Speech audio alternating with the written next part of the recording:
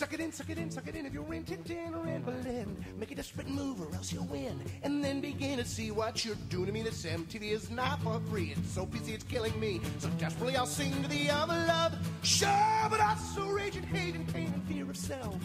And I can't keep these feelings on the shelf. I've tried, well, no, in fact, I lied. Could be financial suicide, but I got all the pride and tide to hide, to slide. I'll do as I decide and let it ride until I've died. And only then shall I abide this tide to catch little tunes of hip-minute ditties. I want to bust your balloons. I want to burn all of your cities to the ground. I found I will not mess around unless I play. Then, hey, I will go on all day. Hear what I say. I have a prayer to pray. That's really all this was.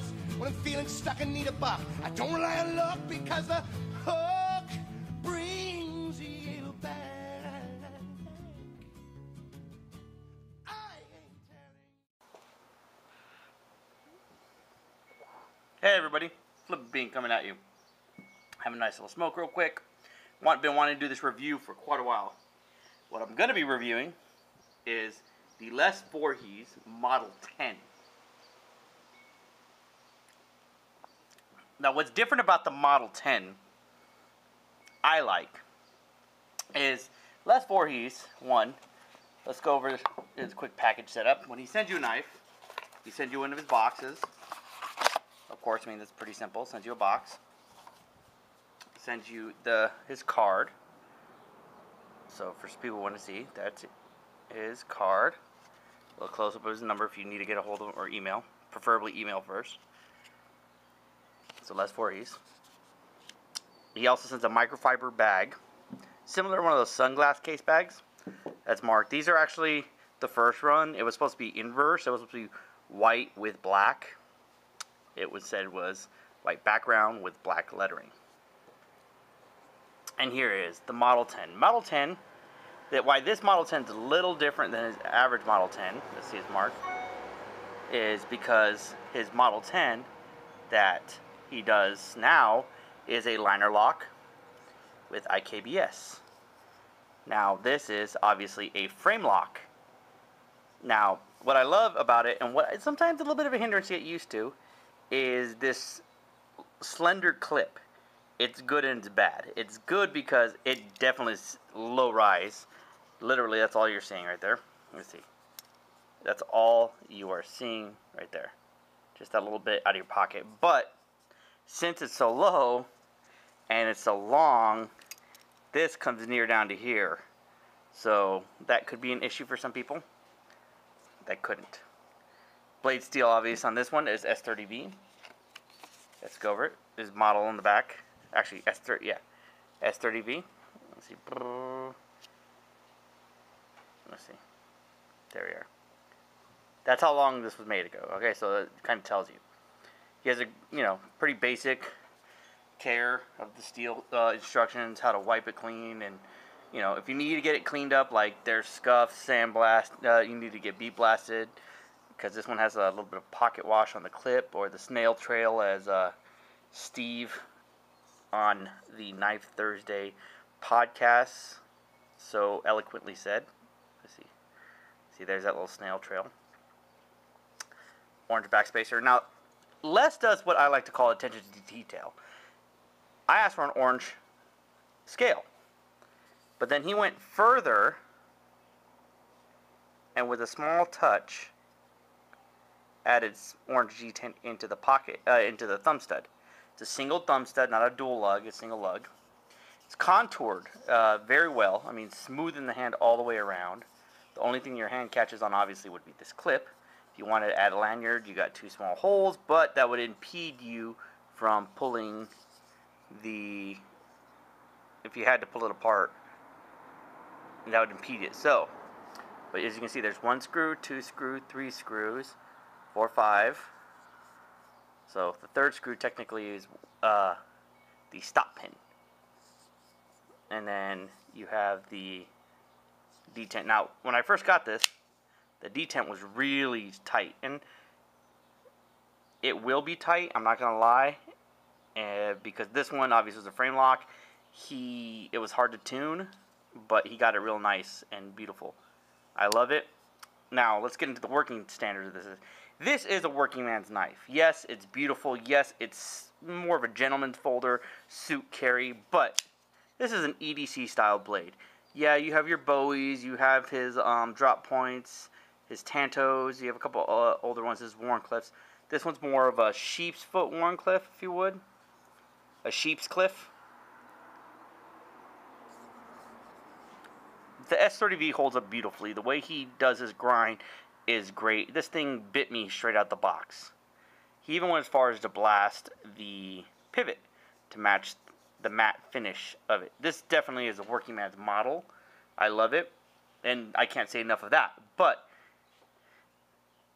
it is slender, so it's kind of deceiving in that manner where people don't they all think that, oh, it's not tank, so it can't hold up to a light tank. Mind you, a knife is meant to be a knife. It's meant to be used for cutting tasks. It's not meant for prying. It's not meant for, screw driving, unless it was designed that way, and it has the design element in that. And that's where engineering comes into play. And, this is just a pure workhorse of engineering, magic here. It definitely does not play around.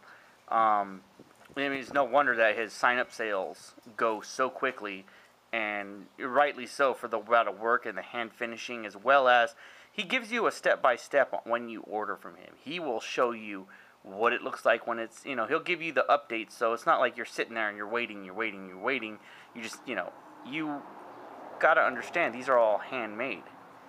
He does not mess around, and rightly so. It's got wonderful finish on it. I really can't say enough about this. This is one of the jewels that I've been able to review, and I love it. It's definitely a lot larger than his standard. A lot of people love it because of that. He's not used to making the Model 10s lately. I've seen a lot of his 13s and IKBS, and when it has the IKBS, it flies out fast as a flipper, even if it is a liner lock without a flipper. He does make flippers, though, so there you got that. He also makes balisongs. He wants to make knives out of all the best materials with the best craftsmanship, and that's something straight from him. I just spoke to him about it. It's a kind of just a great philosophy. I want to make the best thing, and I want to make it with the best materials. Boom. There's no gigantic amount of eloquence that goes into this. I haven't taken it apart only because the tolerances on this thing is so tight. But I believe it's phosphor bronze washers. So you got that as well. I've definitely broke it in, broke the pivot in, so it's nice and quick.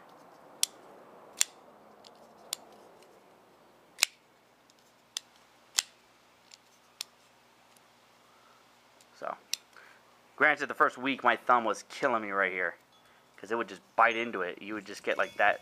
See? Got like that. See? That would just bite into it. But, it just, certain knives tweak a little bit more. Now, it's wonderful to in any EDC setup if you do get one from him. Les definitely told me something that I'm happy that he explained it to me. Basically, when he sent when he wants something properly spoken of, he wants to give the goods and the bads. And like I said, the con I could see is the length of the clip. If you're not used to that, it could be a turnoff. But it is a low ride clip, and it's got just great craftsmanship all over. So that's really the only bad thing I could say, other than this is a medium to light folder for work wise. I don't see you prying a door off the hinges with this thing, but it is a beast of a knife, and I'm gonna elaborate more in my write-up that I will submit to Knife Thursday in a couple. Knife Thursday will be the first place I will submit my write-up to. But take a look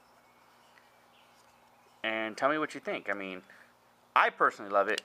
Chris over at Knife Thursday, I let him carry it and just to check it out, to kind of get a feel from a second point of view what he thought, and he liked it. It's definitely one of those, it just melts in your hand. There is no jimping, so that could be an issue for some people. There is no jimping.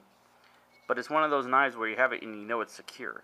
You're not going to slip out of your hand, and it helps. Plus that the clip adds a little meat to the back end, so when you grip it, you get that solid grip into it. So I would say definitely check him out.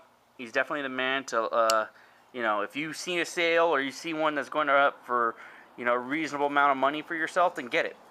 I mean, Jim Skelton just did a review on his, and that thing is gorgeous. So this is more of a working man's version of a Voorhies, but it doesn't take away from the craftsmanship and the quality.